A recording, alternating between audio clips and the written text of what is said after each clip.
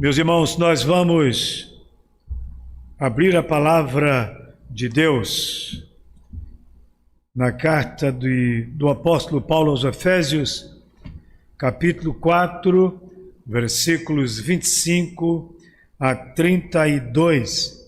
Estamos meditando neste texto já há algum tempo, analisando certas práticas que devem ser banidas da vida cristã, que é o subtema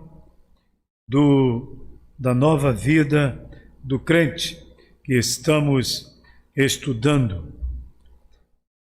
Efésios 4, 25 a 32. Vamos ler juntos? Por isso, deixando a mentira, fale cada um a verdade com o seu próximo, porque somos membros uns dos outros. Irai-vos e não pequeis, não se ponha o sol sobre a vossa ira, nem deis lugar ao diabo. Aquele que furtava, não furte mais, antes trabalhe, fazendo com as próprias mãos o que é bom, para que tenha com que acudir ao necessitado. Não saia da vossa boca nenhuma palavra torpe, e sim unicamente a que for boa para a edificação, conforme a necessidade, e assim transmita graça aos que ouvem. E não entristeçais o Espírito de Deus, no qual fostes selados para o dia da redenção. Longe de vós toda amargura e cólera e ira e gritaria e blasfêmias, e bem assim toda malícia. Antes sede uns para com os outros benignos, compassivos, perdoando-vos uns aos outros, como também Deus em Cristo vos perdoou. Senhor, fala ao nosso coração, que o Teu Espírito opere em nós o que é preciso, para que aprendamos e vivamos Tua palavra, em nome de Jesus. Amém. Meus irmãos, temos estudado o tema geral desta carta, e é muito abrangente, e hoje estamos vendo o seu subtema dentro do texto que nós lemos, como práticas que devem ser abandonadas da vida cristã ou um novo estilo de vida. E o versículo que nos chama a atenção para partirmos para este tema é o versículo 24, quando o apóstolo Paulo, falando sobre a santidade cristã sendo oposta à dissolução, a partir do versículo 17, ele, no versículo 24, ele diz assim: por isto, aliás, 24 ele diz: e vos revistais do novo homem, criado segundo Deus, em justiça e retidão procedentes da verdade. Esse novo homem define tudo. E quando o apóstolo Paulo fala sobre este novo homem, aí ele diz: por isso, tem tudo a ver com o novo homem. Como procede o novo homem? Aí vem o texto que nós já lemos. Vamos então trabalhar esta questão de maneira muito prática, como temos feito. Se não conseguirmos concluir tudo hoje, ficaremos para a próxima semana, de modo que nós nos apropriemos dos valores da palavra de Deus para a nossa vida. E, como fiz a semana passada, pelo menos 2 afirmações entre as 4 que nós fizemos a semana passada, 2 delas nós vamos ler também hoje. Vamos renovar, vamos dar sequência a partir do versículo 28 com detalhes do texto que nós lemos. Esse novo estilo de vida que nós devemos ter, temos algumas coisas que devem estar sempre na nossa mente. Por exemplo,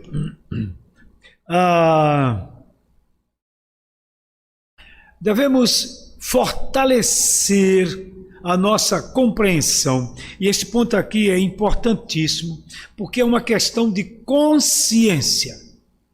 O crente deve entender que deve ser atos que entristecem o Espírito Santo. Capítulo 4 e versículo 30. Essas coisas devem estar sempre na nossa mente, não para serem alimentadas, mas desde que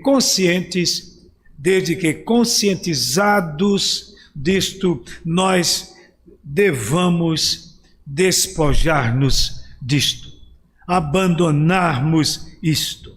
É roupa suja, como disse um conhecido pregador americano, é roupa suja que nós devemos tirar, é roupa velha que nós devemos tirar. Por isso, na nossa mente, a compreensão sobre este assunto deve estar bem patente. Mentira, despojar-nos. Ira descontrolada, despojar-nos também. Roubo, desejos corruptos, atos que entristecem o Espírito Santo, despojemo-nos dessas coisas todas. Como é que nós sabemos disto? À luz da palavra de Deus. O texto explica muito bem. A linguagem aqui é muito clara. Favorece-nos a compreensão para que possamos abandonar tudo isto. Primeira parte, despojar-se do velho homem. Segunda parte, revestir-se do novo homem. Versículos 25, 28, segunda parte, 29 e 32. Primeiro, devemos revestir-nos da verdade. Versículo 25. Tudo que é verdadeiro, tudo que é justo, tudo que é puro, seja isso que ocupe o vosso pensamento. O apóstolo Paulo fala em outra carta. Então, por isso, deixando a mentira, fale cada um a verdade com seu próximo, porque somos membros uns dos outros. Devemos revestir-nos da verdade. Versículo 28, segunda parte, diz que devemos revestir-nos da honestidade. Aquele que furtava, não furte mais. Antes trabalhe, fazendo com as próprias mãos o que é bom, para que tenha com que acudir ao necessitado. A palavra grega que trabalha com este assunto, referida por Paulo neste assunto, dá ênfase a esta segunda parte, fazendo com as próprias mãos o que é bom, para que tenha com que acudir ao necessitado. Ao invés de tirar do outro, trabalhar para poder ajudar a quem necessita. Honestidade, revestir-nos de honestidade. Ajuda aos necessitados, também, versículo 28, segunda parte, o texto que nós lemos, a disposição de abrir mão do que é nosso para acudir àqueles que não têm. Os cristãos do passado davam muito exemplo disto, porque a comunidade muitas vezes era carentíssima de tudo. E havia, naquele tempo, na igreja primitiva, pessoas que andavam de casa em casa recolhendo víveres, gêneros alimentícios, para que pudessem distribuir com aqueles que não tinham. Havia uma distribuição diária com aqueles ultra carentes e havia uma distribuição semanal com aqueles que viviam mais ou menos, mas que eram carentes também. Então, um dos grandes exemplos que a igreja primitiva deu foi exatamente isto. E isso aí serviu muito para abrir as portas do Evangelho para aqueles que não eram crentes, porque eles estavam vendo que uma das necessidades básicas da sociedade estavam sendo supridas através da igreja cristã. Mas não foi somente isso, é que entre os cristãos não havia pessoas assim. Porque eles faziam essa coleta, digamos, diária e semanal para suprir a todos eles. Este foi um ponto que chamou muita atenção dos pagãos naquele tempo, e isso era o contrário do que eles faziam. Então, repetindo, verdade e honestidade, ajuda aos necessitados. E versículo 29, segunda parte, edificação do próximo.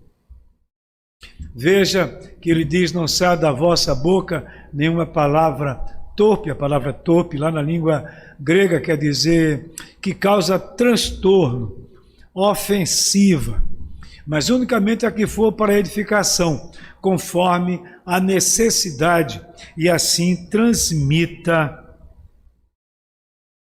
graça aos que ouvem. Muitas vezes nós não entendemos como é grave pronunciar certos termos direcionados a pessoas.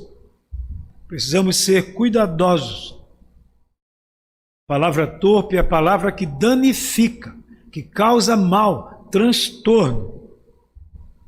Portanto, não é bom que os crentes se deixem levar por essa perda de equilíbrio no seu falar e procedam assim. Precisamos ser cuidadosos com o nosso linguajar, não temos dúvida disso. A penúltima virtude são duas que estão no mesmo texto, bondade e compaixão, porque estão intimamente relacionadas. Bondade e compaixão estão relacionadas porque no trato de Deus para nós, o amor de Deus se expressa para nós nestes termos aqui. Compaixão é um deles. Bondade é o amor de Deus que se expressa para todos, independente de serem crentes ou não. Então, Paulo está dizendo aqui, capítulo 32, primeira parte, antes sede uns para com os outros, benignos, compassivos, perdoando-vos uns aos outros, como também Deus em Cristo vos perdoou. Benignidade e compaixão, dois termos que falam perfeitamente que o nosso proceder está de acordo com o que nós recebemos do próprio Deus. Finalmente, o versículo 32, no final, ensina que devemos perdoar-nos mutuamente. E o modelo de perdão que nós devemos ter é aquele de Cristo para nós, assim como Deus em Cristo vos perdoou. Então, se nós precisamos de um exemplo, não vamos olhar os outros, embora saibamos que muitos irmãos dão testemunho e provam isto para nós também. Porém, o maior exemplo que nós devemos ter é sempre no Senhor Jesus, que deu a sua própria vida por nós.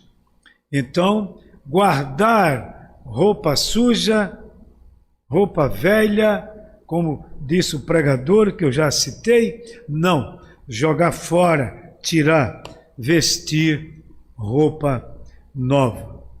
Agora, vamos aqui ao versículo 28, trabalhando de maneira mais detalhada. Olha o que diz o texto.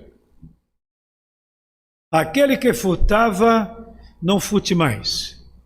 Antes trabalhe, fazendo com as próprias mãos o que é bom, para que tenha com que acudir ao necessitado. Por que é que o apóstolo Paulo fala isto? Este ensino é antigo, é antes da própria igreja cristã. Quando lemos Êxodo 20, versículo 15, que tem a ver com a terra, a propriedade privada, nós devemos trabalhar e socorrer os que necessitam. Veja que o texto de Êxodo 20, 15 diz: não furtarás. Muita gente não entende a razão objetiva deste mandamento. Mas, como eu já li aqui, tem a ver com a terra, com a propriedade privada. Devemos respeitar o que pertence ao outro. Pelo contrário, devemos trabalhar e socorrer os que necessitam. Essa ideia que muita gente divulga por aí, difunde por aí, de se tomar o que não tem, o que tem e dar o que não tem, isso é meio furado e se fosse feita de maneira justa, legal, uma coisa muito bem feita, até que se apoiaria. Mas com base neste texto que nós lemos, de Êxodo 20, 15, tem a ver com a invasão da propriedade privada. A palavra de Deus diz não, vá trabalhar para poder ganhar o suficiente e distribuir, se for o caso, com aqueles que não têm. Dois textos para detalhar bem esta questão nos ajudam. É o de Efésios 4, 28. O texto que nós lemos: aquele que furtava não furte mais, antes trabalhe, fazendo com as próprias mãos o que é bom, para que tenha com que acudir ao necessitado. Paulo combate a maneira errada de viver, não furte mais, e aí apresenta a forma honesta de ser: antes trabalhe, fazendo com as próprias mãos o que é bom. Qual o objetivo disso? Suprir a si mesmo e acudir ao necessitado. Neste versículo, Paulo dá uma forma ampla de procedimento para nós cristãos, de modo que ninguém mais do que os cristãos devem entender a necessidade da sociedade e imprimir algum trabalho para poder ajudar. Por isso, naquele tempo, como já falei, os cristãos não passavam necessidade. Eles tinham ajuda. Quem não podia trabalhar por alguma razão tinha assistência na sua casa, como já falamos aqui. Um outro texto é a segunda carta de Paulo aos Tessalonicenses, capítulo 3, versículos 12 e 13. Veja o que diz o apóstolo Paulo. 2 Tessalonicenses 3, versículos 12 e 13. A elas, porém, determinamos e exortamos ao Senhor Jesus Cristo que, trabalhando tranquilamente, comam o seu próprio pão. Olha só que coisa. E vós, irmãos, não vos canseis de fazer o bem. Está aí. Vejam como é abrangente o versículo que nós lemos, o versículo 12. Ele está dizendo que essa gente que não quer trabalhar por uma questão de foro íntimo e quer viver às custas dos outros, não. Trabalhem tranquilamente, comam o seu próprio pão. Que conversa é essa? O trabalho dignifica o ser humano. Se a pessoa não pode, por uma questão de problema na saúde, ou mesmo por desemprego, por uma questão contextual, social, nós entendemos. E aí cabe à igreja ajudar. E era isso que os cristãos faziam. Mas Paulo está dizendo para muitos ali que estavam achando bom receber e não empreendiam qualquer atitude no sentido de conseguir trabalho para se suprir. A cultura cristã em todos os países, sendo uma cultura bíblica mesmo, fez com que esses países desenvolvessem. E é o que nós olhamos para a própria Europa, o seu desenvolvimento todo, tanto Europa Oriental como Ocidental, que foram ensinadas pelos princípios bíblicos reformados. Essa gente é primeiro mundo hoje, não é por acaso. Então, isso precisa ser enfatizado na nossa nação. O valor ao trabalho e ao trabalhador. A pessoa se sentir bem em viver com o fruto do seu trabalho e não às custas dos outros. E o pior é que nós temos políticos em nossa nação fomentando essa dependência do povo pobre, não lhes abrindo as portas para trabalhos dignos. Isso é uma miséria, nós podemos dizer. O povo cristão tem que aprender que não pode ser assim. E nós devemos fazer a nossa parte nesses termos. Esse versículo 28 é muitíssimo interessante. Mas vamos para o versículo 29. Não saia da vossa boca nenhuma palavra torpe, sim, unicamente a que for boa. Então a gente conclui que a palavra torpe é ruim. A que for boa para edificação, a torpe não é.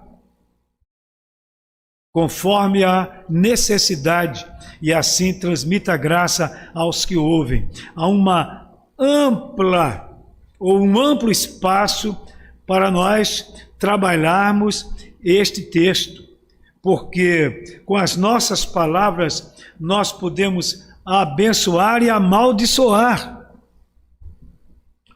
Há pessoas precisando de um conselho, de uma palavra que venha fortalecer a sua fé. E muitas vezes nós nem damos, mas essa palavra que fortalece a fé não é uma palavra nossa, é palavra de Deus. A Bíblia está repleta de princípios que renovam a nossa vida. E nós precisamos saber disso. Então não sai da vossa boca nenhuma palavra torpe.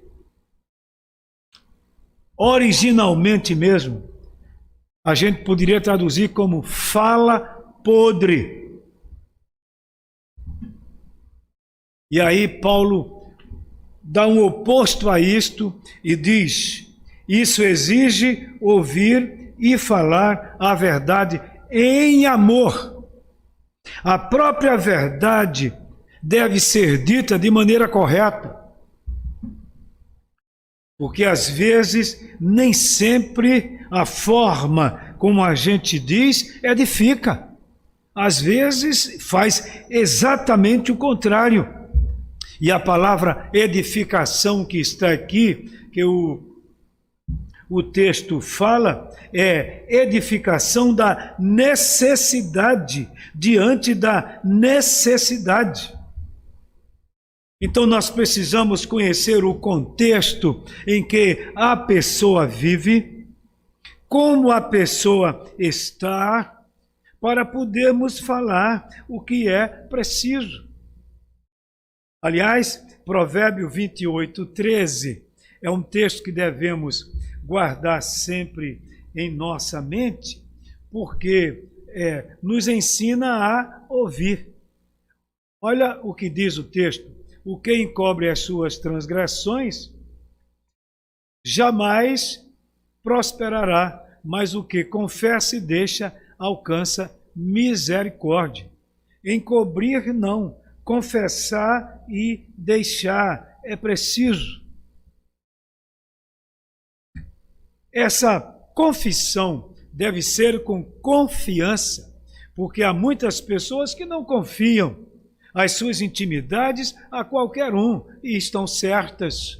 Por quê? Porque nem sempre a pessoa que ouve sabe tratar com o que está ouvindo. Então, o texto bíblico mostra que nós precisamos ouvir e falar a verdade em amor sobre a graça de Cristo. Meus irmãos, é muito interessante isto para a vida cristã, porque são coisas muito práticas. Às vezes a gente nem imagina o quanto é importante isso. Como é edificante uma palavra nossa, palavra de Deus, procedente dos nossos lábios, como isso ajuda. Quantas experiências nós temos. Falei aqui semana passada daquele pastor que é também psicólogo, psiquiatra, uma série de coisas, um pastor americano, e ele dando aula aqui, ministrando para nós pastores, ele disse que a sua clínica é aberta para... E o único instrumento que ele tem para tratar as pessoas, muitas, que vão ao seu gabinete pastoral, é a Bíblia. Uma Bíblia grande que ele usa, e aí, dependendo do que a pessoa vai dizendo para ele, ele vai, naquele tempo, hoje deve ser um sistema aí muito mais moderno. Então, naquele tempo ele abria o texto e dizia: leia, você mesmo ou você mesma, leia. Então a pessoa lia e ele explicava, porque a Bíblia tem uma palavra de restauração, de novidade de vida para todas as nossas necessidades. Palavra de Deus, isso aí. Por isso Paulo diz: não fale palavra torpe, que danifica. Uma palavra podre, lá no texto original. Versículo 30. Olha o que o texto diz.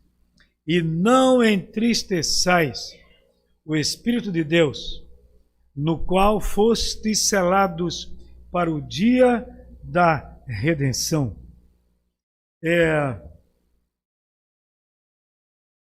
Às vezes a gente interpreta o Espírito Santo como sendo uma força.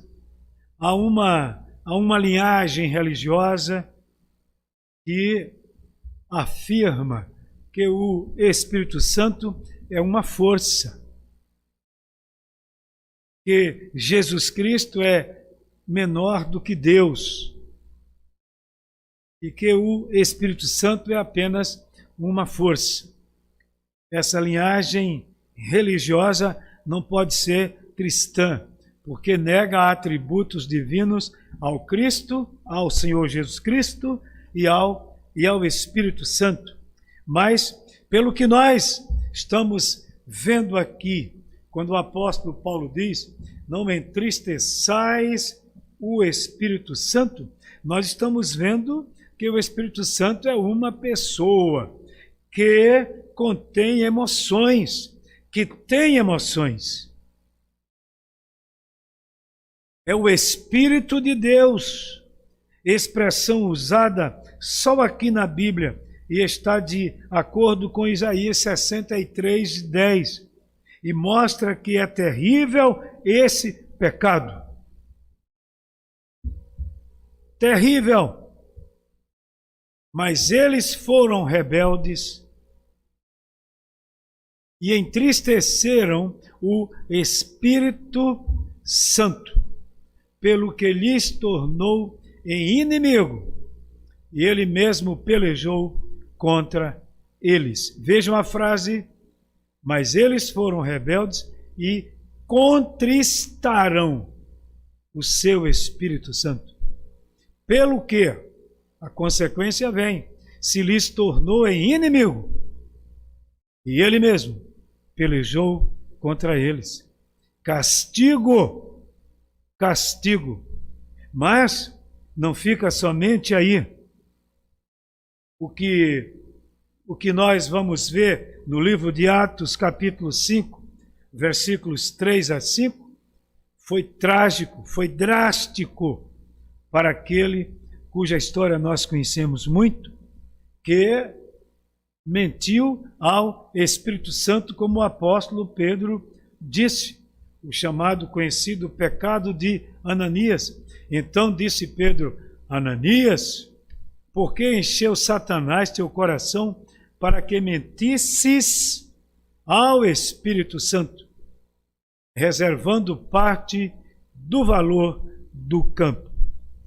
Conservando-o, porventura, não seria teu? É verdade. E, vendido, não estaria em teu poder? Como, pois, assentaste no coração este desígnio?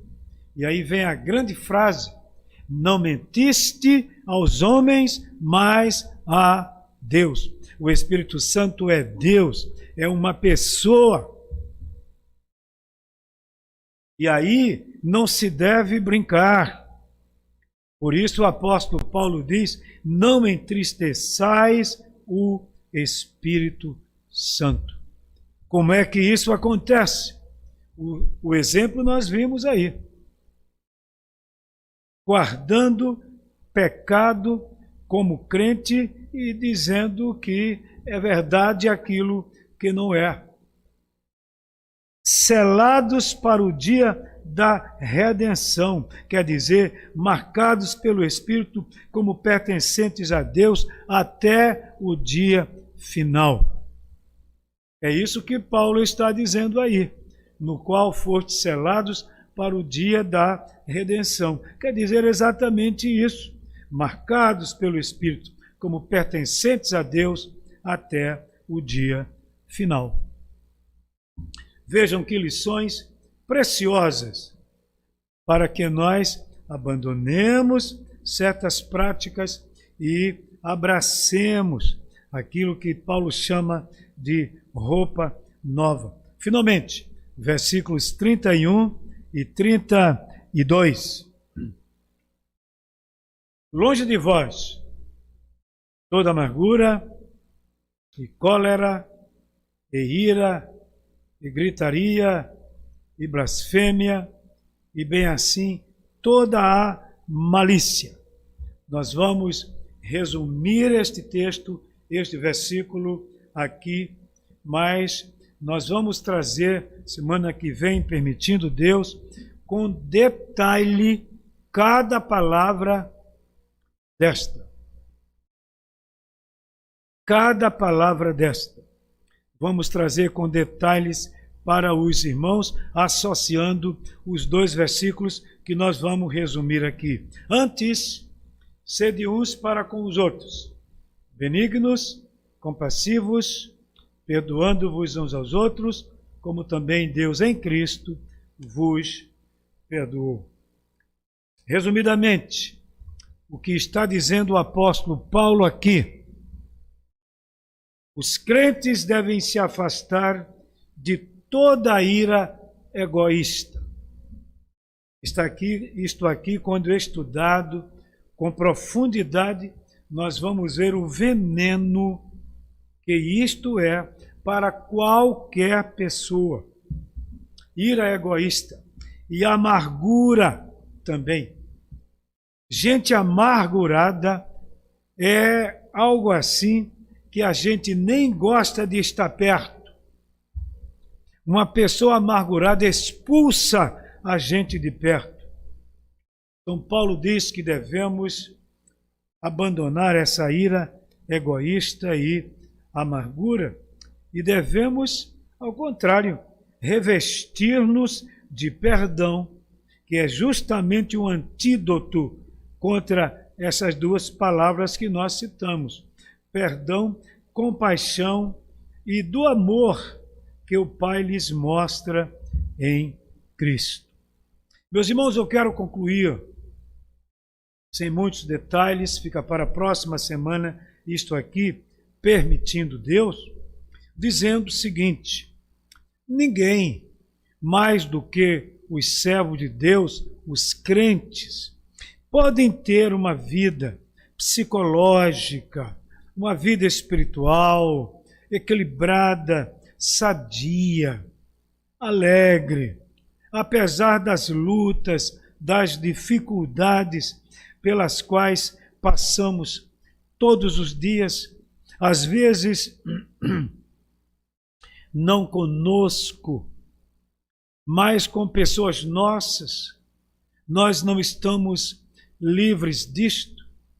Vivemos em uma comunidade, tomando conhecimento das dificuldades pelas quais muitas pessoas passam. Quantas vezes nos nossos grupos sociais nós estamos vendo pedido de oração para diante de algum fato, né? Para que Deus abençoe um irmão, a irmã, a família. Às vezes nem são da igreja, mas são pessoas que nós conhecemos, que por nos conhecerem pedem orações a nós. Creio que todos os irmãos têm experiência nesta área. E o que devemos fazer? Exatamente isto aqui. Devemos orar para que Deus resolva os problemas dessas pessoas, mas uma palavra bíblica apropriada para essas situações, não há remédio melhor. Há muita gente aí tomando muitas drogas. Quando eu falo droga, estou falando remédio, não é? E que poderiam evitar se acaso não guardassem. E é isso que iremos ver na semana que vem, se Deus permitir, que às vezes certas coisas são guardadas no nosso coração e o resultado disso tudo é terrível. Meus irmãos, como ficamos nisto? Vamos pedir a Deus que nos ajude, porque nós somos seres humanos. Não se ponha o sol sobre a vossa ira. A Bíblia diz, isso quer dizer que todas essas coisas que são veneno para o nosso coração e que são atribuídas por nós mesmos, circunstancialmente, essas coisas, depois de analisadas, devem ser banidas da nossa vida. Mas a grande pergunta é, e eu quero concluir o nosso estudo dizendo isto: seria fácil? Seria fácil? Não, não é. Se fosse fácil, o Espírito Santo não precisaria habitar em nós, porque é o Espírito Santo quem nos fortalece com a realidade da palavra de Deus, para que possamos não apenas viver, mas também ensinar outros para que possam viver. Eu sei que há muita gente que não é crente, com quem a gente conversa e falando sobre isto, muitas pessoas renegam até esse tipo de coisa. E como já falei aqui em estudos anteriores, quando comecei a falar das virtudes básicas da vida cristã, os irmãos devem lembrar bem que quando eu falei da palavra humildade como virtude básica, eu deixei claro que esta palavra, humildade, no tempo em que foi escrita, não era virtude, não. Ela foi abraçada como virtude pelo cristianismo, mas pelo mundo secular, não. Qual era a classificação que ela tinha? Fraqueza. Humildade era fraqueza, desonra no mundo secular. O apóstolo Paulo pega essa palavra, coloca na sua carta, devidamente inspirado por Deus, e diz: humildade é virtude básica da vida cristã. Vejam que diferença há. Tudo que a Bíblia fala com relação à prática do mundo. Por isso, escrevendo muito bem no seu comentário sobre o Sermão do Monte, o conhecido pastor inglês, saudoso, Dr. John Stott, escreveu A Contracultura Cristã. É uma contracultura mesmo. Mas nós crentes devemos saber que esse é o caminho no qual devemos andar. Que Deus aplique sua santa palavra nos nossos corações e nos ajude a adotar com o poder do Espírito Santo esse novo estilo de vida. Deus nos abençoe.